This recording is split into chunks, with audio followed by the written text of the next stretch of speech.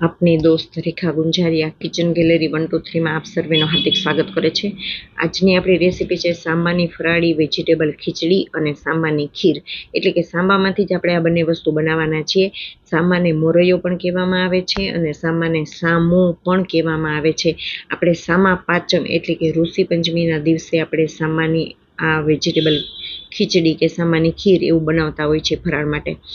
તો સાંબો છે એ ખૂબ જ હેલ્ધી છે, તો આપણે રોજિંદા ડાયટમાં પણ એને સામેલ કરી શકીએ। તો ચાલો શરૂ કરીએ પહેલાં સાંબાની ખીર બનાવવાની રેસીપી। એના માટે મેં 1 વાટકી સાંબો લીધો છે, 4 વાટકી જેટલું પાણી લીધું છે અને સાંબાને જાડી તપેલીમાં ધીમા ગેસે ચડવા દીધો છે। જેવી રીતે આપણે ખીર બનાવવા માટે ચોખાને ચડાવીએ છીએ એમ જ। હવે હું એમાં બીજા ગેસ ઉપર મેં દૂધ ગરમ કરવા મૂક્યું છે, એમાં મેં ખાંડ નાખી દીધી છે। દૂધ ઉકળી ગયું છે। હવે એ દૂધને હું જે ચડી ગયેલો સાંબો છે એટલે કે પાકી ગયેલો સાંબો છે એની અંદર એડ કરું છું અને થોડી ચમચાથી હું એને હલાવીશ જેથી કરીને નીચે બેસી ન જાય। એની અંદર નાખવા માટે મેં કાજુ બદામ સુધારી લીધા છે, તો હું એ પણ હવે એમાં એડ કરું છું। કાજુ બદામને પણ આપણે જનરલી દૂધ પાકમાં પણ એડ કરીએ છીએ। અને ઇલાયચીનો પાવડર અને જાયફળનો સેજ ભૂકો પણ આપણે નાખશું, બહુ સુંદર મજાનો સ્વાદ આવશે।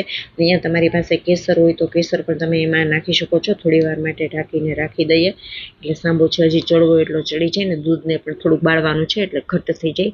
ગેસની ફ્લેમ બિલકુલ ધીમે રાખવાની છે। થોડી વાર પછી આપણે જોઈ લેશું જેથી કરીને સાંબો નીચે બેસી ન જાય। જો આમ તો એકદમ કણીદાર જ રહેવાનો છે, ચિકાસવાળી આ ખીર નહીં થાય, અંદર એકદમ છૂટા છૂટા જ સાંબાના કણ રહેશે।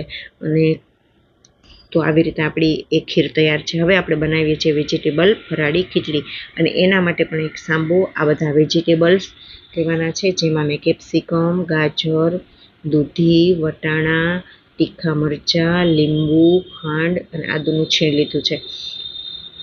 વઘાર માટેના મસાલા છે જેમાં રાઈ, જીરું, લાલ સૂકા મરચાં, મીઠા લીમડાના પાન, હિંગ અને મસાલિયાના મસાલામાં છે તો માત્ર ને માત્ર નિમકનો જ ઉપયોગ કરવાનો છે। તો 1 વાટકી જેટલો મેં સાંબો પલાળીને રાખી દીધો હતો એટલે ચડવામાં એકદમ સરસ અને સરળ રહે। તેલ આવી ગયું છે, એમાં વઘાર માટેની તમામ સામગ્રી આપણે એડ કરીશું।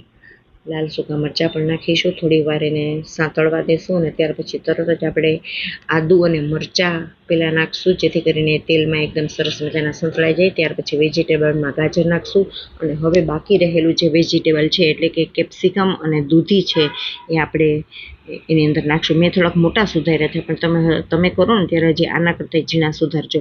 ઢાંકીને થોડીક વાર માટે રાખી દઈએ એટલે તેલમાં એ સંતળાઈ જાય। પછી પાણી નાખીને તો એ ચડવાના જ છે પણ થોડીક વાર તેલમાં સાંતળવા જરૂરી છે અને જરૂર પ્રમાણે મેં એમાં નિમક નાખી દીધું છે। અને હવે આપણે પાણી સાથે જ જે પલાળેલો સાંબો છે એમાં એડ કરીશું। એ પાણી છે ને એ મેં ગોળાનું જ લીધું છે એટલે એ પાણી નિતારીને સાંબો નાખવાનું પછી પાછળથી ઉપરથી પાણી નાખવું એવી કોઈ જરૂરિયાત નહીં રહે। હલાવી લ્યો અને એને ઢાંકીને થોડીક વાર માટે ચડવા દો।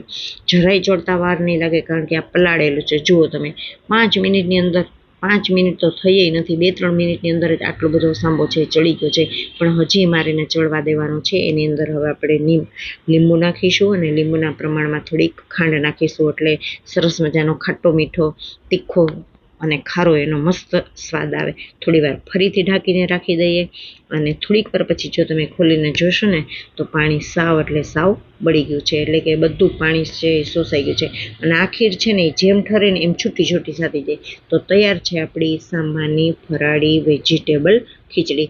બેનો વાર તહેવાર ઉપવાસમાં સાંબાની ખીચડી, એમાંય વેજીટેબલ ખીચડી અને સાંબાની ખીર, આ મેનુ તમે એકવાર બનાવજો। મને ખબર છે કે આ બંને તમે એકસાથે બનાવતા જ નહીં હો અથવા તો બહુ ઓછાના ઘરમાં આ વસ્તુ બનતી હશે।